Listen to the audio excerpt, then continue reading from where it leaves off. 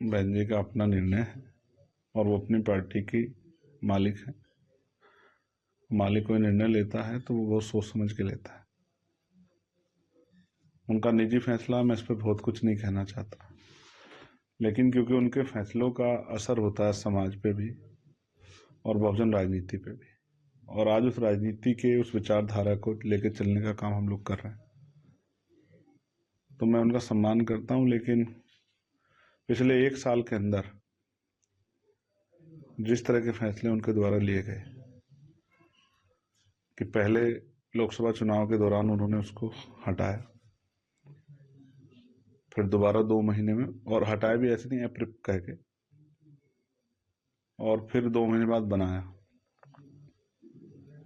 और अब फिर 1 साल के अंदर ही फिर से जो है 1 साल भी पूरा नहीं हुआ, फिर से हटा दिया। तो मुझे बाबा साहब अम्बेडकर की वो बात याद आती है जिसमें बाबा साहब ने कहा था कि रानी के पेट से राजा जन्म नहीं लेगा। लेकिन आपने उस सिद्धांत को ठुकरा कर ये समाज के ऊपर ये थोपने का काम किया और समाज ने उनको अस्वीकार कर दिया। तो इस तरह के बार बार के प्रयास से समाज में बेचैनी पैदा हुई, भ्रम की स्थिति पैदा हुई और इसका नुकसान हुआ। अब फिर आपने जो है इस तरह का फैसला लिया, तो आपने लिया होगा बहुत सोच समझ के। समाज को नहीं पता 6 महीने बाद आप क्या फैसला ले लें। अब कुछ दिन पहले आपने कहा था कि मैं उत्तराधिकारी बना रही हूँ, अब आप कह रही कि मेरे जीते जी कोई उत्तराधिकारी नहीं होगा। मैं तो आपकी दीर्घायु होने की कामना करता हूँ, लेकिन इससे समाज में भ्रम की स्थिति बनी और राजनीतिक रूप से बहुजन समाज को नुकसान हुआ। अब समाज को यह फैसला लेना है कि वो किसके साथ खड़ा है। जहां ऐसा लगता है कि घर में कुछ बहुत बड़ा विवाद है, कोई इस तरह का जो है कुछ मामला चल रहा है जिसमें बार बार आना जाना बनाना और ये सब चीज चल रही है, वहीं दूसरी तरफ हम लोग सरकार से वैचारिक रूप से भी और सरकार की नीतियों का भी बड़े पैमाने पर विरोध और अपने समाज का संरक्षण जो है बहुजन समाज का करने के लिए सड़कों पर है।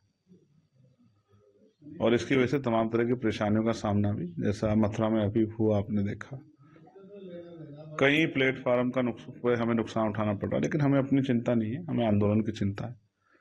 और मुझे लगता है कि अब हमारी जिम्मेदारी और बढ़ गई, हमें ज्यादा काम करना है, क्योंकि समाज में जो बची कुछ आशा थी वो भी आज के निर्णय के बाद खत्म होगी। तो मैं आकाश आनंद जी के लिए उनके उज्जवल भविष्य की कामना करता हूँ, और जो काम हम लोग कर रहे थे और तेजी से जो है महापुरुषों के विचार को आगे बढ़ाने का और समाज के मनोबल को बढ़ाने का काम करेंगे।